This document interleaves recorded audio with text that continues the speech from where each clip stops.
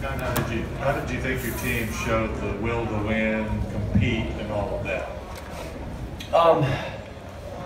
First of all, that's as good as we play. So the fans in Louisville should not be, I mean, their team has played well. And matter of fact, should have beat Purdue. They had them. Should have beat, and I don't mean it was any, the Seton Hall kid made like a runner at the buzzer.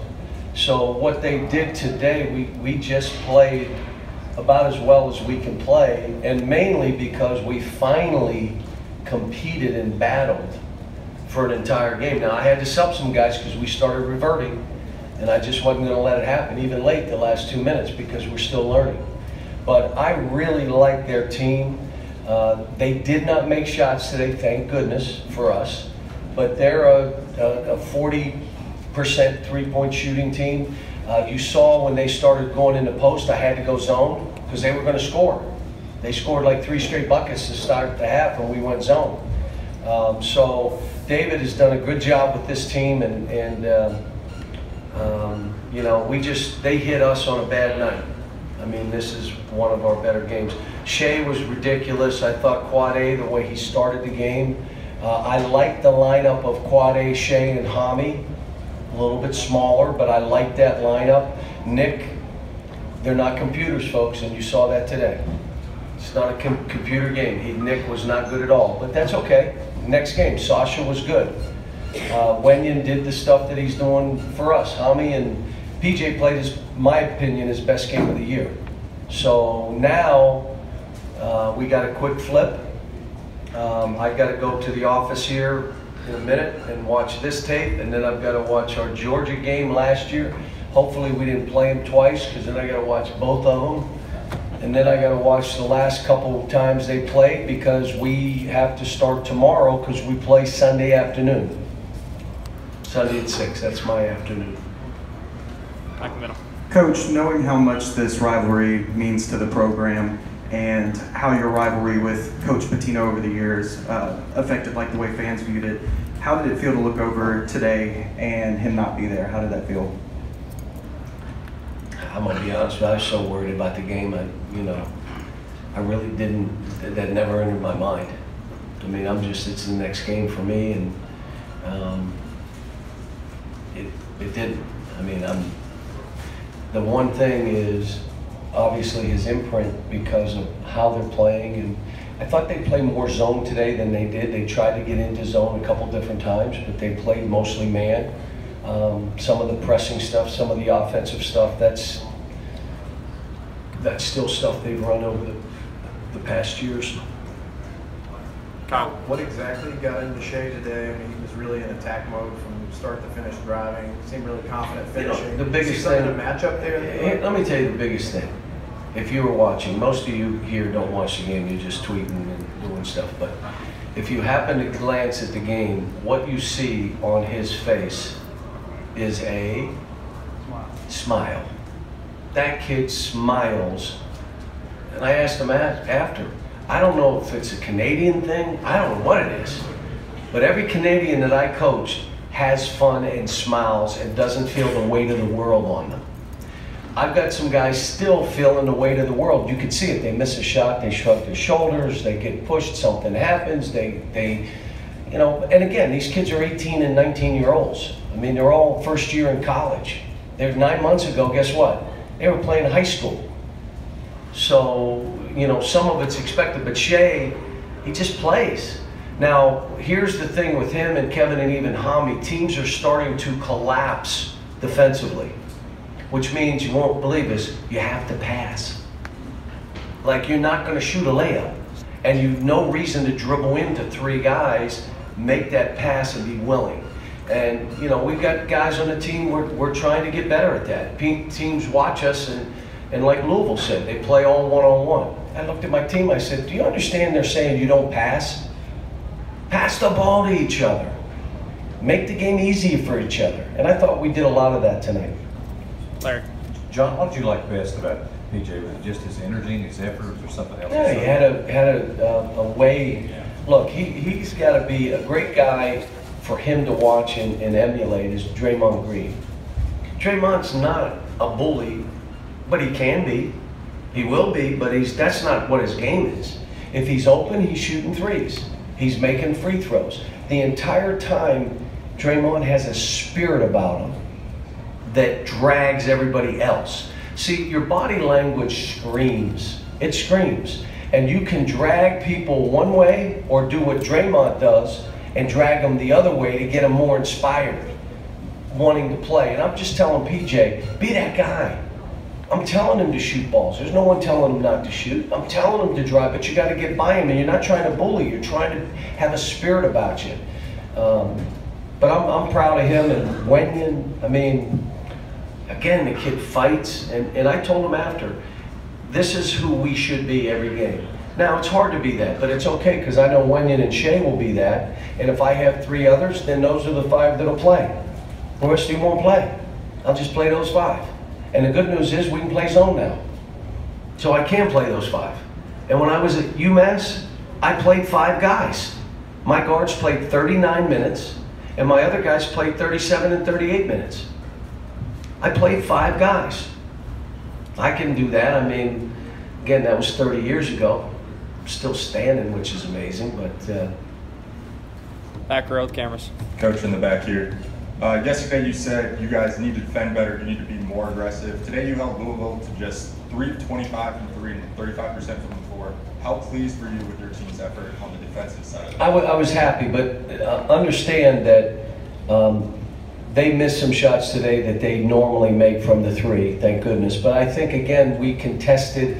We made Snyder bounce it a couple times when he had 3s and made it that tough. We tried to take as much as we could away from it. They'll make him bounce it and try to know when he bounces he's going right.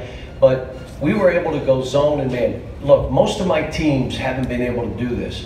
Press a little bit, play man-to-man, and play some zone. So we have some bullets in the gun. I mean, we're not stuck. Like, the start of the half, they scored 3 straight baskets. I said, that's it, we're going zone. So, and it looked good. Daryl. John, you always have young teams. Is there a concern, or how do you guard against the sense of, okay, we've got this, we've arrived? Well, I told them that there was an arrogance when we played UCLA, unearned. Unearned. They haven't done anything yet. We haven't done anything yet. And the other team was playing us to prove individually, I'm better than you. And their team collectively and their coach, we are better than you.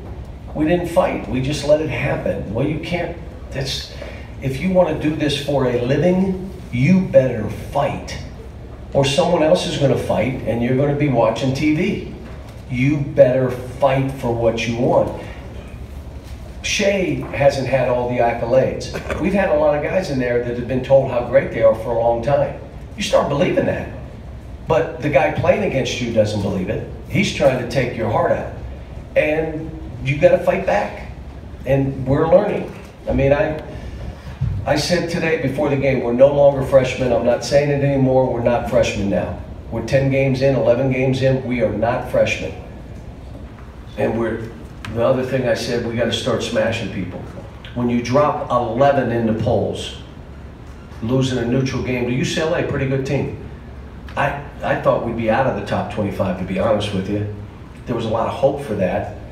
But I still told him before the game, look, we got a good team. And I'm not trading my team for any team. Jerry. John, you mentioned going to the zone because to help the post defense. Why isn't the post defense up to what you want? Well, PJ was guarding, I can't remember who it was that just got the ball 3 times. Oh, Ray Spalding. And he just got it and just jumped over him.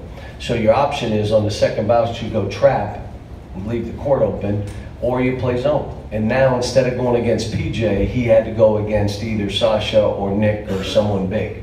But I also like the small team when Wenyen's in. Wenyen, PJ, Kevin Knox, or Hami and the guards. I like that team.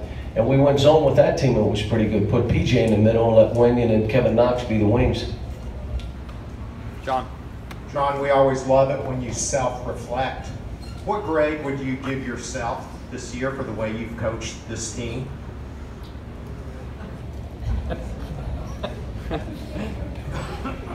Look, here's what I would say. I have no rear view mirror in my car, to just let you know. Everything I'm doing is that way. I don't look back. At some point I'm gonna retire, probably sooner than later, and then I'm gonna sit on the beach and I'll think about games we played and players I coached, and some of the worst games I've coached, there's only been a few, and then some of the, no one laughs at that? Anyone? And then some of the games where the good game plan worked. But I'll tell you, UCLA, I did a bad job. I said it. They were more prepared. Their team was ready to play, mine wasn't. And Steve had them in a mode, here's how we're gonna have to play. Now, we did show our team the 12 threes that they made. They weren't guarded. Like, literally weren't guarded. And that's why they made them. It was like horse for them. This game, we made them bounce it. We made it contested threes. We played the drive going in to out instead of being wide and then coming in and giving up threes. We started in to go out and play. We worked on it. But again, I gave them an extra day of Christmas. I really gave myself an extra day of Christmas. But when I was home, I was there. I shouldn't have done this because we needed more time than a day and a half to prepare for this game. It shows you if these guys fight, they can do this. If they don't fight, we will lose. We will lose. We have no easy games left. Every game we play is going to be a war. Last two with Kyle and Daryl. You said it's not going to be like this every night, this performance, but is it for you a little bit of a relief to finally see a performance like this, kind of a complete on both ends and a bunch of different guys kind of stepping up? I told him after, I said, you should all be like Shea, because you got a coaching staff that has your back personally. But I'm not letting you off the hook, Nick, and I'm not letting you off the hook, Kevin, and I'm not letting you off the hook in the second half, Quad A. I'm not letting you off the hook because I care enough about you to make sure that you're trying to get better and we're there for you. But they should be smiling. And I would say, I'm at that stage, I still really enjoy winning. And losing, as I get older, gets harder and harder. But I love to win enough that it keeps you going. If winning becomes a relief, it's time to quit coaching. For me, I'm telling you, you won't see me, but I'll do 2 backflips when I go through this door and a handstand on the wall over there.